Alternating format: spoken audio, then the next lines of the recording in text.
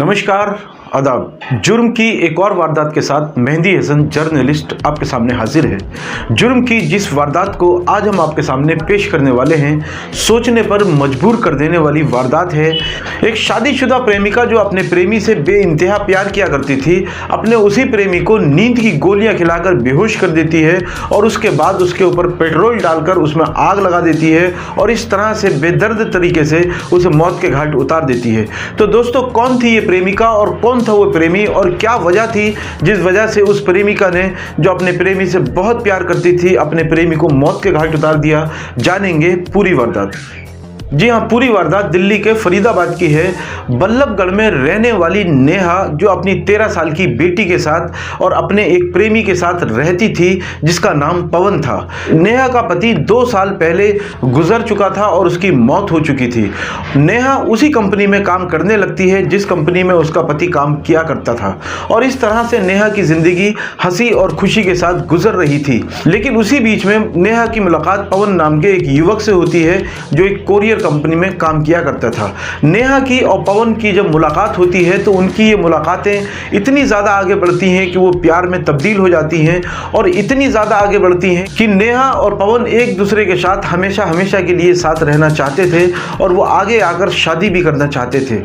और इसके बाद नेहा अपनी 13 साल की बेटी के साथ पवन के साथ रहने लगती है और इसके बाद वो ये मानती थी और वो ये जानती थी और पवन ने भी उससे इस तरह का वादा किया था कि वो उसकी बेटी को अपनी बेटी की तरह रखेगा और वो दोनों पति पत्नी बनकर रहेंगे और कुछ समय के बाद शादी भी कर लेंगे। और इस तरह से तकरीबन 1.5 साल गुजर जाता है और 1.5 साल गुजर जाने के बाद पवन की नीयत बदलने लगती है। अब वो नेहा की 13 साल की बेटी के ऊपर भी बुरी निगाह रखने लगा था। और जब ये बात नेहा को उसकी बेटी बताती है कि पवन जिस तरह से उसे टच करता है, जिस तरह से उसे देखता है, तो वो घबरा जाती थी और वो अपनी माँ से ये बात जब बताती है तो उसकी मां को, नेहा को बहुत क्रोध आता है, बहुत गुस्सा आता है। वो पवन से बात करती है और पवन को समझाती है कि जब तुम्हारा और मेरा रिश्ता बन चुका है तो इसके बाद चाहे मेरी औलाद हो या तुम्हारी औलाद हो, वो हम दोनों की औलाद है और ये मेरी जो बेटी है ये तुम्हारी बेटी के समान है। तुम इस तरह की इसके साथ हरकत क्यों किया करते हो? और इस तरह से वो लगातार जब उसे समझाती है और वो ये देखती है कि पवन बिल्कुल अपने इरादे से टस से मस नहीं होता है और वो नेहा के साथ तो खिलवाड़ कर ही रहा था, उसे लगता है कि आने वाले वक्त में वो उसकी बेटी के साथ भी ये खिलवाड़ करेगा। और इसके बाद वो पवन को फिर समझाती है, लेकिन पवन उसकी बात मानने से इनकार कर देता है। और जब नेहा को ये बात लगती है और ये बात महसूस हो जाती है कि पवन अपनी इस हरकत से बाज नहीं आएगा, अपनी इस हरकत को नहीं छोड़ेगा, तो वो इसके बाद एक कठोर फैसला करती है और वो फैसला बेहद ही खतरनाक होता है।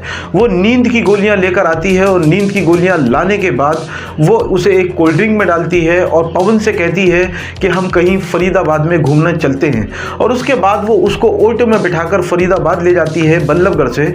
और इसके बाद जब उसको वो कोल्ड ड्रिंक पिलाती है तो उस कोल्ड ड्रिंक का नशा उसके ऊपर धीरे धीरे बढ़ने लगता है और कोल्ड ड्रिंक का नशा जब उसके ऊपर पूरी तरीके से हावी हो जाता है तो वो उसको एक तरफ जंगल में उतारती है और उतारने के बाद जब वो नशे में पूरी तरीके से चूर था तो उसके ऊपर वो पेट्रोल डालती है और पेट्रोल डालने के बाद उसमें वो आग लगा देती है और उसके बाद वो उसको छोड़ के भाग जाती है।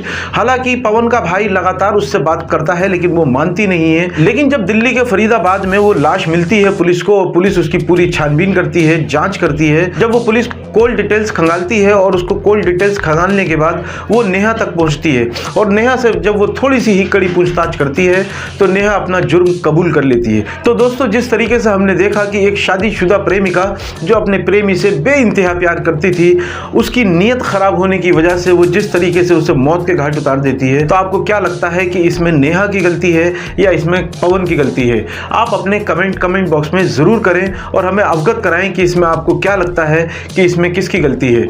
दोस्तों, जुर्म की ऐसी ही वारदातें लेकर मैं लगातार आपके सामने हाजिर होता हूं और ये मकसद होता है कि समाज सतर्क हो सके, समाज सावधान हो सके। दोस्तों, अगर आपको हमारी वीडियो अच्छी लगती है तो हमारी वीडियो को लाइक करें, शेयर करें और चैनल को सब्सक्राइब करें।